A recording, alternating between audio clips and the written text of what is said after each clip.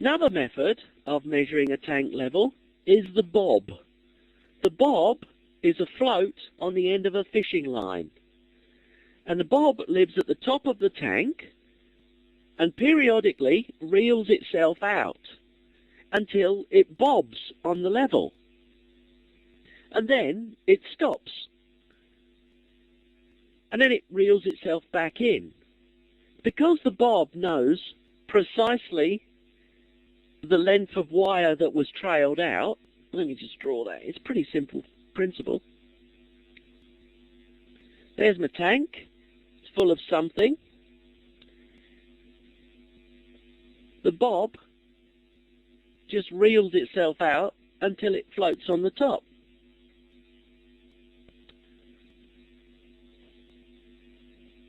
And all it does is it measures how much wire it had to reel out before it floated. The bob is a very simple principle, comes out periodically, measures the level in the tank, and it then reels itself back in. The bob is something that we commonly use in silos, grain silos. Now, some of you may know that grain silos are incredibly dangerous things. They can explode at the touch of a hat, at a drop of a hat. They're very, very dangerous, very volatile things. So we'll use a bob because a bob is pretty inoffensive. Another thing we can do with a bob is if we have two different levels of liquid inside a tank, if we fill the bob up with the first level, it will pass straight through the first liquid and then it will float on the second liquid. So we can use it for measuring the level of things where we have several levels. If we have oil floating on top of water, we can fill the bob with oil and it will tell us the water level. So the bob is a very simple mechanism, very, well, simple really. It's reasonably cheap and quite accurate. If you have the bob in a silo, and that silo is full of grain or something like that, the most important thing to remember is that the bob has to be withdrawn before the truck driver comes along and stuffs a whole shitload more grain in there. And that's a big problem. That's a big call-out item. If the grain is coming in here, if your bob is sitting just here, then I'm afraid it's stuffed, because it's going to end up buried underneath the grain, and then when the little motor tries to wind it back up, either the motor will burn itself out or the wire will break. Hopefully the safety strip on it. But you'll get called out and they'll say, well, the bob's not working, and the bob isn't going to work, and not until the level drops below the bob again. They should have pushed the little button which disables the bob while they deliver the grain. It's quite a common fault, I'm afraid. Another way of measuring the level in a tank is to weigh that tank. Important considerations when you're weighing a tank is that if you have anything going past that tank, it's just like you weighing yourself on the scales in the bathroom in the morning. If you hold on to the side, you end up weighing a lot less. So if you have gangways going to that tank, they have to be floating, not attached to the tank. If you have pipes going to that tank, they have to be floating. Otherwise, they'll give a wrong reading. Now we're going to go on to level detection, where we're measuring a level. We're getting a single level, so level switches now. The first type of level switch is the paddle switch. This is a little paddle driven by an electric motor. And what happens is, when the level in the tank comes up to the paddle, so there's my tank, here's my little paddle switch, going around quite happily. When the level in the tank rises up to the paddle switch, it causes the paddle switch to stall. There's a little current overload in the motor that when the paddle switch stalls, turns off the motor. So there we are, we know that the level's got up to that level. pretty simple, really. The paddle switch is a nice little system. It's very easy, very self-cleaning. The only thing that ever goes wrong on it is sometimes the little overload switch doesn't trip and you end up burning out the motor. Well, that's easy. It's not in the silo or in the tank. You just change the motor and you're off again. So that's the paddle level switch, still very, very common. Another type of level switch is the tuning fork switch. This is a tuning fork.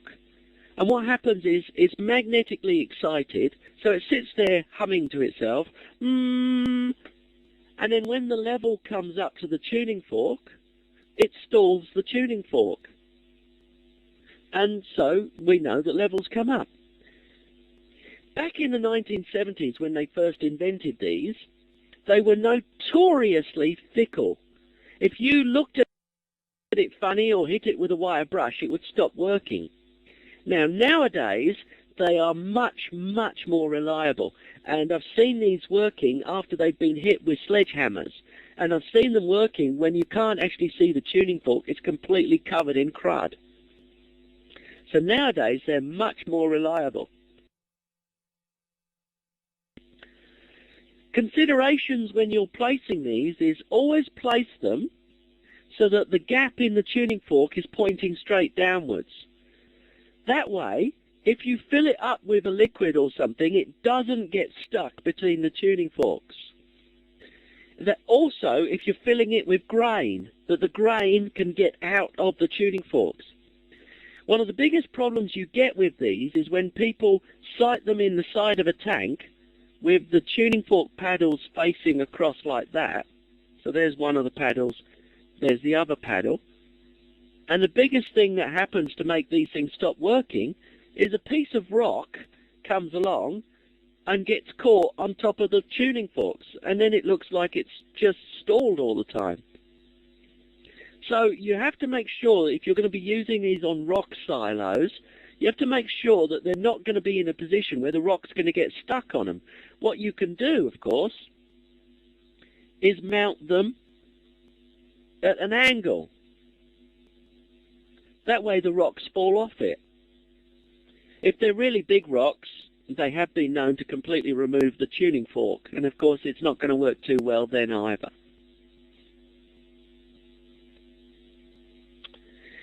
Anything that we can do with analog level, like ultrasonic, capacitance or conductance, well, I haven't mentioned conductance yet, ultrasonic or capacitance, we can also give us a level, a single level switch from them. One I haven't mentioned yet is conductance.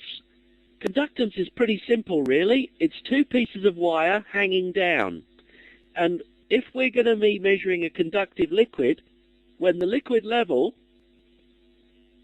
comes up to the level of the conductor, the conductance probes, it closes the circuit. So conductance is a pretty simple principle. Of course, the liquid has to be conductive for it to work. What this means is it will work for seawater, it will work for drinking water, it will work for honey and yogurt. It will not work for distilled water. It will not work for petrols, oils, alcohols, fats, proteins. Anything that's non-conductive, and it won't work. Last but not least of the simple level measuring switches is the float switch. It's very simple. It's easily maintained. You can use it in almost every application. If it gets dirty, the nice thing about the float switch is the operators understand how it works. So if a float switch gets dirty, an operator with a wire brush and a blunt knife can usually clean it and get it working again. Because the sort of things that is going to go wrong is it's going to get stuck. So the operator can quite easily go in and clean whatever bit of crap is stopping it working, clean that off, and we're back up and running again. So the nice thing about the float switch is it's simple, easy, and the operators understand how it works. Now, one thing that's important is, here's my float.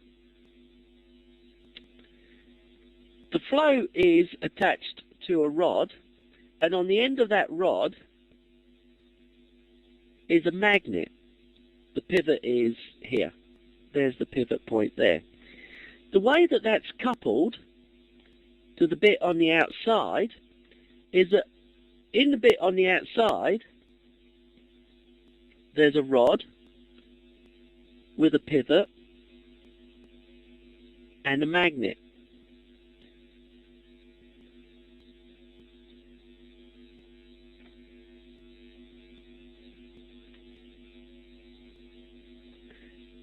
So it's magnetically coupled. There's no connection between the float and the things inside the tank and the magnet on the outside and the relay that switches. There's a contact here. What this means is that nothing can leak from the tank to the other side. It's magnetically coupled. It's completely safe. It's intrinsically safe, in fact. There's nothing on the inside of the tank apart from a float. And that, I think, is all I have for tonight. So, it's now tutorial time. Oops, I wish I could spell that right. Tutorial time. It's now tutorial time. Anybody that's happy with what's gone on so far, I can say good night to you. And I will see you next week. I'll try. I'm sorry it was such short notice this week, but we were very busy last week. So next week's I will be doing tomorrow. I'll send you an email tomorrow telling you what we're doing. And I'll also send you an email telling you where you can find a recorded version of tonight. So anybody that's finished, I'll say goodbye to. And anybody that wants to hang around for a tutorial and ask questions, I will take questions now.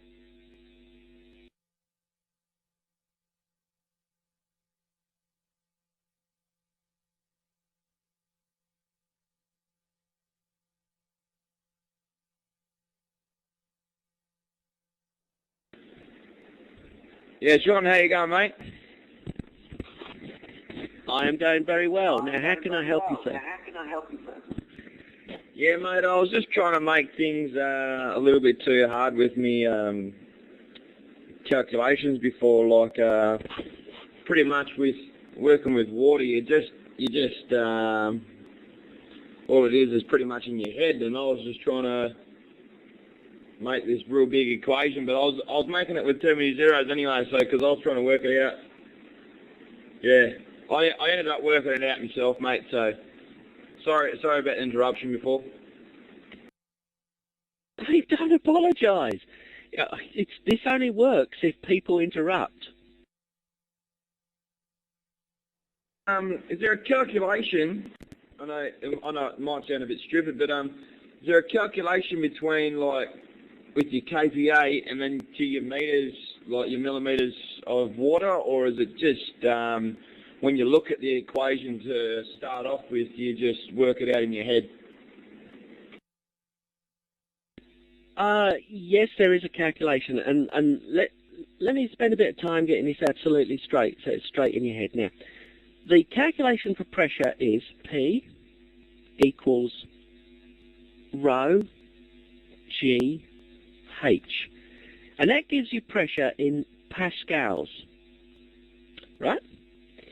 So if you're expressing pressure, if you're giving me a value in pressure in pascals, then you have to use P equals rho GH.